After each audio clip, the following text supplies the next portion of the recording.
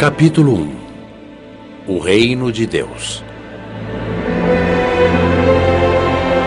No princípio do mundo era o reino de Deus. Tudo na terra estava em perfeita harmonia: o Criador, a natureza e a criatura humana. Cremos que o objetivo divino na criação era estabelecer na terra o mesmo sistema de vida existente nos céus, e que no projeto inicial a única diferença entre os céus e a terra estaria nos seus habitantes.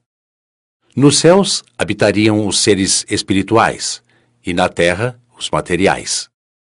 Todos sob a soberania infinita do Todo-Poderoso. A ordem e disciplina existentes nos céus seriam as mesmas na terra. A disposição hierárquica celestial, na qual há arcanjos, anjos, querubins e serafins, seria idêntica em nosso planeta. Adão e Eva, os primeiros pais, seriam imortais e gerariam filhos com essa mesma característica para habitar na terra. Deus havia criado e constituído Adão como seu representante no planeta Terra. Sua autoridade terrena seria estendida às criaturas humanas para o desenvolvimento do seu reino na Terra. Vemos o mapa do plano divino para a criatura humana desenhado nos seguintes versículos. Também disse Deus: façamos o homem à nossa imagem, conforme a nossa semelhança. Tenha ele domínio sobre os peixes do mar, sobre as aves dos céus, sobre os animais domésticos, sobre toda a terra e sobre todos os répteis que rastejam pela terra. Criou Deus, pois, o homem à sua imagem. A imagem de Deus o criou. Homem e mulher os criou.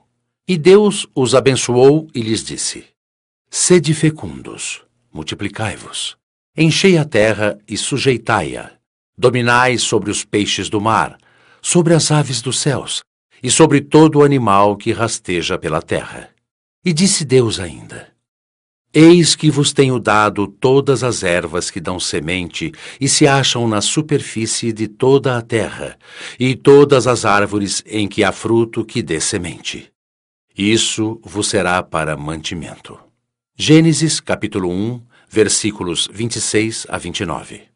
Este texto bíblico chama a atenção para fatos extremamente importantes. 1. Deus fez o homem à sua imagem e semelhança. Ele o criou do barro com as próprias mãos e não o gerou pelo Espírito Santo, como no caso de Jesus. 2. O domínio conferido a Adão sobre todos os animais e sobre toda a terra tratava-se de autoridade total, ou seja, Deus constituiu Adão como embaixador do seu reino na terra. 3. A terra precisava ser desenvolvida, e para isso era necessário que Adão e Eva fossem fecundos e se multiplicassem para encher a terra. Eles não poderiam se fixar apenas em um lugar, mas teriam que se espalhar. 4.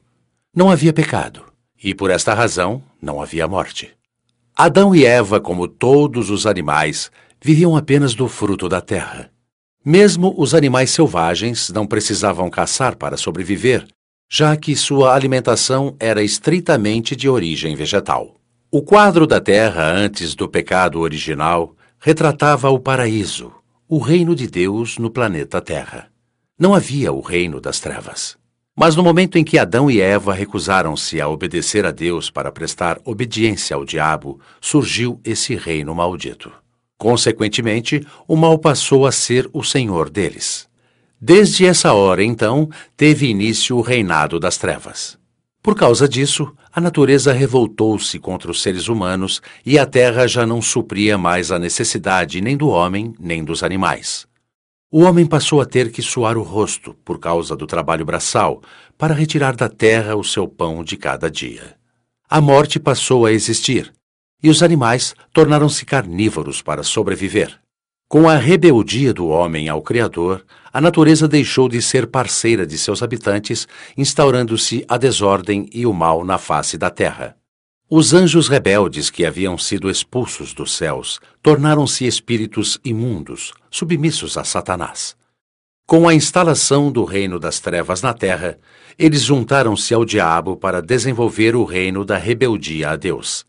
Desse modo, os seres humanos passaram a ser presas fáceis dos espíritos imundos, pois estes tinham total liberdade para possuí-los. Afinal, Adão e Eva haviam deixado o território do seu Criador. Quando se rejeita a luz, as trevas ocupam o seu lugar. Contudo, quando se rejeita as trevas, a luz passa a reinar. E cada um tem que decidir por si mesmo a qual delas irá servir: a luz ou as trevas. A desobediência de Adão causou-lhe a perda de domínio e de autoridade. Pior que essa perda automática foi a transferência de sua autoridade para o diabo, que acabou por entrar no jardim do paraíso sem ter até então poder ou domínio no mundo. Prova dessa falta de poder é a morte, que ainda não existia. Mas quando o diabo tomou posse da autoridade que Adão lhe conferiu, a morte passou a existir na terra, exatamente como disse o Senhor Jesus. O ladrão vem somente para roubar, matar e destruir. João, capítulo 10, versículo 10. Assim nasceu o reino das trevas neste mundo, ou seja, o reino do mal começou com a rebelião de alguém que era do bem, Adão. Deus, porém, na sua infinita compaixão e misericórdia, traçou um plano de resgate para os que o desejassem. Escolheu um homem fiel à própria esposa para deles formar uma nação separada das demais.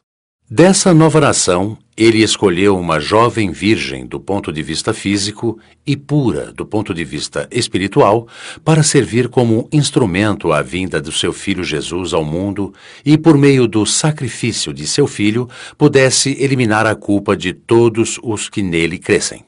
Assim sendo, os que se tornassem obedientes à sua palavra passariam do reino das trevas para o reino da luz, ou reino de Deus.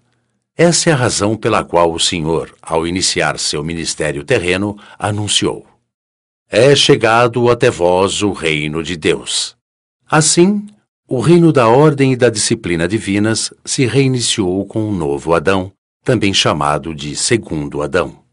Aqueles que nasceram no reino da rebelião do primeiro Adão, apesar de não terem feito essa escolha, tinham baseados nesse anúncio do Senhor Jesus a oportunidade de sair do reino do mal para se transferir para o reino de Deus, seguindo o seu filho.